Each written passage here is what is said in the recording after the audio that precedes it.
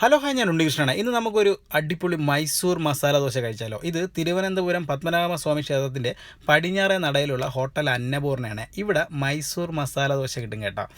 Dining ഒക്കെ നല്ല അടിപൊളിയാണ് കേട്ടോ. നല്ല ആംബിയൻസിൽ അവർ ചെയ്തിട്ടുണ്ട്. ഇവിടെ ഒരുപാട് വെജ് ഐറ്റംസ് അവർ സെർവ് ചെയ്യുന്നുണ്ട്. ദോശയുടെ തന്നെ ഒരുപാട് ഐറ്റംസ് ഉണ്ട്. പക്ഷേ ഞാനിന്ന് ട്രൈ ചെയ്യുന്ന അവരുടെ മൈസൂർ മസാല ദോശയാണ് കേട്ടോ. ഇതിൻ്റെ റേറ്റ് വരുന്നത് 95 രൂപയാണ് കേട്ടോ. വടയെല്ലാം സെപ്പറേറ്റ് ആണ്, അതിന് സെപ്പറേറ്റ് പൈസ കൊടുക്കണം. ഇതാണ് കേട്ടോ മൈസൂർ മസാല ദോശയുടെ ആ മസാലക്കൂട്ട്. നമുക്ക് കാണുമ്പോൾ നമ്മുടെ ഇന്ത്യൻ കോഫി ഹൗസിലെ മസാല ദോശ പോലെ ഇരിക്കും, പക്ഷേ ഇത് അങ്ങനത്തെ അല്ല. സാധാരണ മസാലയും പിന്നെ ബീട്രൂട്ടും തക്കാളിയും കൂടെ ചേർത്തൊരു മസാലയാണ് അവർ ഇതിൽ ആഡ് ചെയ്തിരിക്കുന്നത്. അതാണ് ഈ റെഡ് കളർ വരുന്നത്. അത്യാവശ്യം നല്ലൊരു ടേസ്റ്റ് ഉണ്ട് കേട്ടോ, വെറൈറ്റി ടേസ്റ്റാണ്. ചെറിയൊരു മധുരം കൂടെ ഉണ്ട് കേട്ടോ.